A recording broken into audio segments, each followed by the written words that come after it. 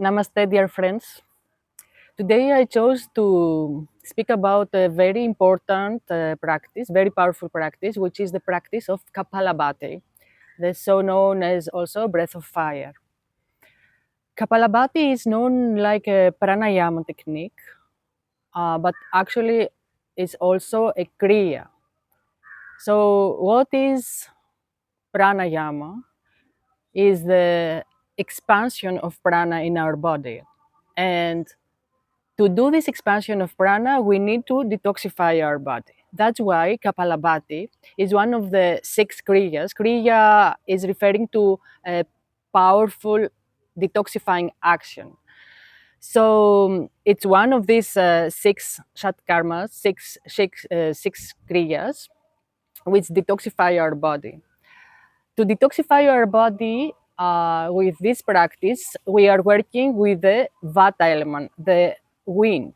There are many forms of wind in our bodies, the so-called Vayu. Vayu means wind, which the 5 most important are the Apana Vayu, the elimination, the Samana Vayu, the fire moving from the periphery to the center, the Prana Vayu, which has to do with any intake in our body, the Vyana Vayu that has to come from is coming from the center to the periphery as an expansion, and the Udana Vayu, that is this elevation at the upper part of our body, which actually is working best when all the other values have been worked upon.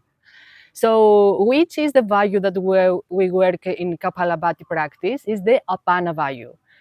So it's a very common idea in the yogic practices that we want to reverse this downward flow of the Apana Vayu and reverse it in order to activate our Samana Vayu and expand the Prana Vayu. So we reverse the down force and we activate our breath, and this gives the transformation of the expansion of any intake. So it is important that when we pump our belly in the Kapalabhati, we are focusing on the lower abdomen, below the navel. And also, if you are familiar with the Mulabhadra, the activation of your root chakra, um, is also very important because we are actually locking the energy in. By saying this, how forceful should it be, this pumping of the belly? It's up to you. Basically, it has to be really comfortable. And while you are pushing, find your own rhythm. So to start with, if you have never practiced Kapalabhati or if you are just new to the practice, just focusing on the pumping every 2 seconds. So it will be like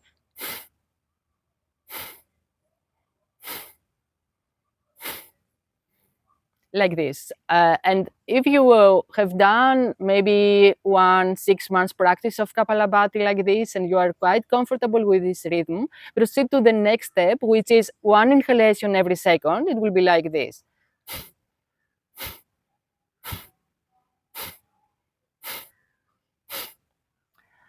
So for the advanced practitioners, it can be 2 exhalations every second. So this means faster and even more forcefully. It will be like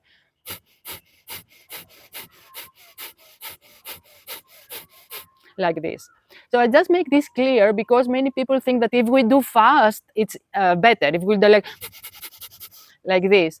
So with this, actually, if you have not practiced the first steps, there is a danger that the belly becomes hard. While in Kapalabhati breath, the belly should be softened in order to allow the passive inhalation. So in Kapalabhati, we want to focus on the exhalation to forcefully, like we blow our nose. You know, when we have a cold and we want to blow our nose, and just make sure that you blow your nose while you exhaling in order not to reverse the process. So make sure that you push the navel back as you exhale. This is very important. And also keep the belly soft and give the space of time for the passive inhalation. Another thing that we want to become aware of is our position. So as I said before, Apana Vayu is residing at I mean, I didn't say, but it actually resides on the pelvis, and it has a downward flow from the pelvis outwardly. What we want is to have this pelvic region um, not compressed. The danger of compression is when the knees are coming above the hip bones and we compromise the lower back, we are actually bending like this. You find yourself compressing the internal organs. So, of course, you don't have to sit in Padmasana in a lotus position. Um, but you can always use a pillow or a block to elevate your buttocks like this and release any tension from here and keep this lower back straight. This is very, very important. So the position, a straight spine, soft belly, and also the facial muscles should be relaxed in order to allow all this energy to work with the subtle energies of the mental. And that's why it's called Kapalabhati. It means the shining skull. So by this practice, you bring some clarity and alertness, which comes all from all the practices of detox, right? Uh, so just become aware of all these parameters and avoid practicing if you have epilepsies or you have surgeries in stomach or even digestive problems. If you have any kind of headache and tension, avoid. And also if you have discomfort. So if you start practicing and you find your breath is like you're struggling with your breath, so come back to your natural breath. So it's up to you how many times you want to start or continue with the practice. Don't be too ambitious. I know that in some classes we do like 1 minute of Kapalabhati or 30 breaths of Kapalabhati. So find your own rhythm. How many times you need, and give space in between. Take rest with spontaneous breathing. Come back and start again. It should be really comfortable and pleasant. Uh, it helps very much also for insomnia, but it has to be practiced in the morning. Like every kriya, the detoxifying action has to be practiced in the morning. Never practice in the night.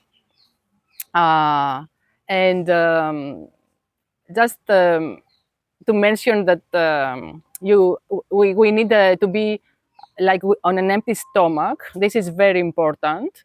So the morning is the best time.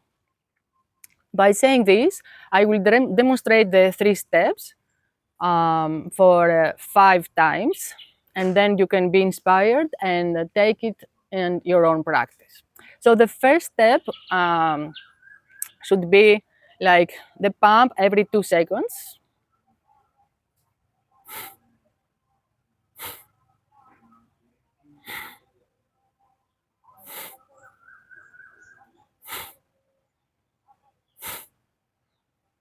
And the second step every 1 second.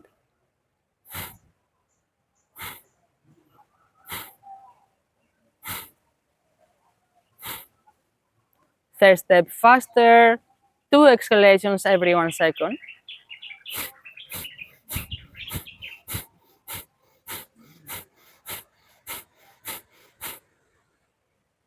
And always remember to come back into rest and go for a second set or a third set. By this saying, I want to wish you all the best for your practice. Namaste.